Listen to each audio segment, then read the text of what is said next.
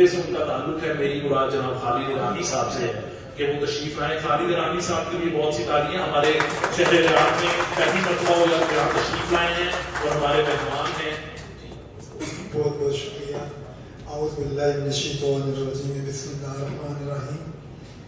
مہربان کرام، حاضرین کرام، خواتین حضرات، السلام علیکم ورحمۃ اللہ وبرکاتہ.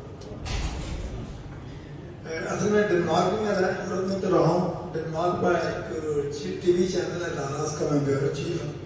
بیسیکلی میں پاکستان میں کارنگار ہوں. 40 سال سے صحافت سے وابستہ ہوں. سب سے پہلے تو میں آپ کو اسلامات کی جانب سے آپ سب کو السلام علیکم کہتا ہوں اور دوستوں کے قبول کریں. میں زندگی میں، میری عمر 73 ایئر ہے، میں 70 سال کی ایج ہے میری، لیکن یقین مانیں اس پوری زندگی میں یہ پہلی محفل ہے اس قسم کی شعر و شاعری کی، ادب وغیرہ کے تعلق ہے جس میں میں شریک ہو رہا ہوں. اور یہ میرے لیے بڑے ایک خوشی کا اعزاز کی بات ہے کہ میں ملک میں نہیں بلکہ ملک سے باہر ریاض میں آپ کے اس گلدستے میں شریک ہوا اور آپ کی خوشبو سے مستفید ہو رہا ہوں. میری دعا ہے کہ اللہ تعالیٰ آپ کو ایمان و صحت کے ساتھ خوش خبر رکھے. اور سب سے بڑی بات جو میں کہنا چاہوں گا، شاید وقت کی مناسبت کی وجہ سے کہنی چاہیے نہیں، لیکن میری عادت ہے جو دل میں بات میں کرتا ہوں. 2 چیزوں پہ ضرور ہم لوگ کو فکر کرنا چاہیے، غور کرنا چاہیے کہ جھوٹ سے اجتناب کریں اور ایفائے وعدہ کی جو کریں اس پہ عمل کریں. پاکستان میں بھی اور یہاں بھی میں نے عموماً دیکھا ہے. اس کے علاوہ آپ کی محفل کے علاوہ میں بہت محفل میں جاتا رہتا ہوں. آپ یہ سن کر حیران ہوں گے کہ ریاض میں بھی الحمدللہ میرا بہت بڑا سیٹ اپ ہے. میں 10-11 سال سے مسلسل 3-4-6 مہینے کے لیے یہاں اپنے بچوں کے پاس آتا ہوں اور یہاں سیکھ کے جاتا ہوں.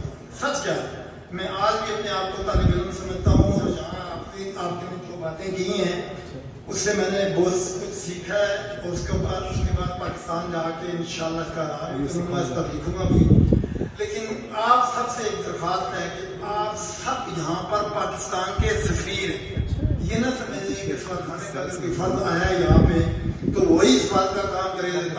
میں آپ کو سچ کہہ رہا ہوں، میرے یہاں پہ عرب یہ جو جوڈیشری ہے اس سے بھی عرب کے لوگوں سے تعلقات ہیں. جو ڈین چاہتے ہیں، جو پروفیسر صاحبان ہیں پاکستان کے، خاص کر مزدور طبقے سے میں بہت تعلق رکھتا ہوں. یہاں پہ ان کی خدمات کو سراہتے ہوئے میں خود بھی کسی زمانے 1972 میں تارکین وطن کے طور پر بیرون ملک یورپ رہا ہوں.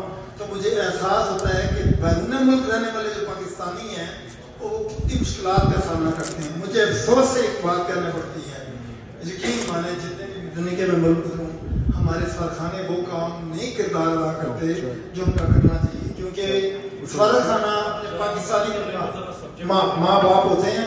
تو میں اسی کے ساتھ آپ کو بات دیتا ہوں کتاب لکھنے پر.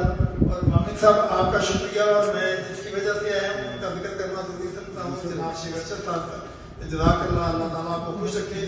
اور آپ محفل کی جان ہے، بہت بہت شکریہ.